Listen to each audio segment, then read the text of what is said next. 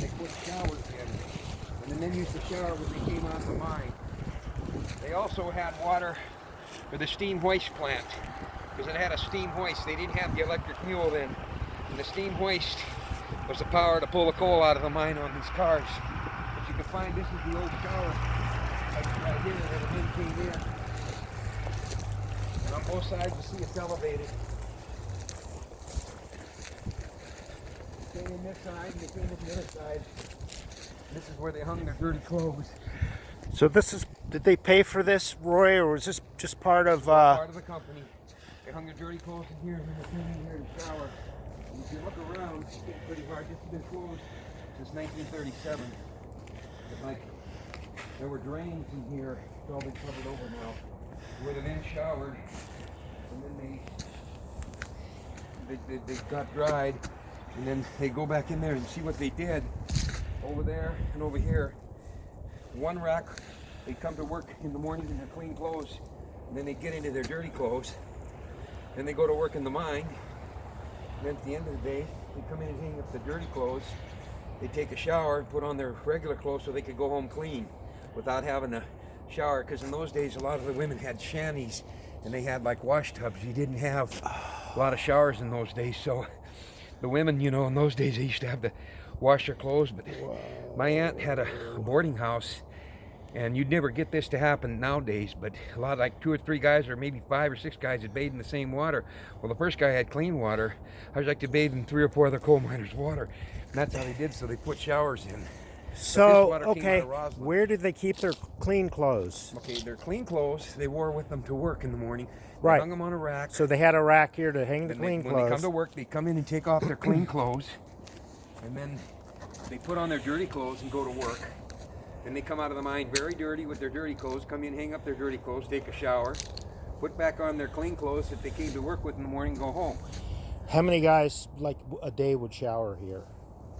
Well, in the early days, they ran night shift, so you'd have crews around there, but I'd say you probably had 60, 70 guys showering here every day. 60 or 70? In shifts. I mean, you know, it was kind of a limited shower. You couldn't come in here and just camp. But you see, they had a big tank up here on the hill for water, and they used coal-fired to heat right out of the mine to heat that coal fire. I think they had a 5,000-gallon hot water tank, and that's what the men used to wash, you know, to shower in. And then they used a coal-fired steam hoist. See, you can see where the grooves were. See where the water went down certain places. See. So that's how there must the water have been, went down to the lowest point. there must have been a shower head over here. One over here and one over there, and then And here, right here. See, look. wow. This is one of the drains for the water. You'd have to dig it out a little more. That's one of the drains. See. So where did they get the pressure to push the water? Gravity flow from Roslyn. They ran a 4 or 3 or 4 inch line down here, and it, like I said, it ran the place for this, and it Okay. ran the water for the tank that they used, and then it ran the water for the steam hoist. And you know, it's funny, this was in Cle Elum. This was also the original cemetery up here too, up until 1911. But at any rate, they ran the water here, and that's how they did it. It came from Roslyn. And how'd they heat it? They had a big coal-fired heater that they got coal from the mine to heat the water, so the men would have their shower. This is the old groove. See, so often they have these grooves where the water ran downhill to the lowest point, and then it went out the drain. What was this elevated spot right here? What is that? Oh, that I couldn't tell you. You got to realize it's 80. Boy, it's 80. Yeah, they stopped in 1930. This mine stopped in 1937. Wow. And here is the pipe that brought the water in, right here. Is that it? What do you think that was? I think that might have been a drain. drain pipe.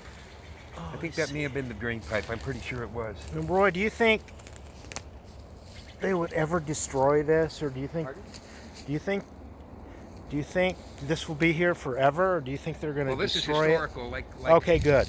You see, they're putting in City Heights. This is all that City Heights deal, but this here and that pile up there is historical. It'll always be here. Okay. So, okay. You see, it went all the way. These trees have overgrown now, but see, it went all the way over to the cement over here. And then this was the area where the men would walk in. Their clothes would be like a partition here, and there's a door here, a partition.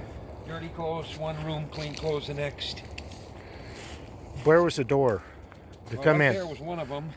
That was probably the door. I'm going to say there was one over there. And then, of course, there was a room for dirty and clean clothes over there, too, see? So there was two parts of it, so everybody had adequate room. Wow. This is I don't amazing. sure which one was the clean, and you can see the partition, which one was the clean, which one was the dirty. Same thing up there, over on that side.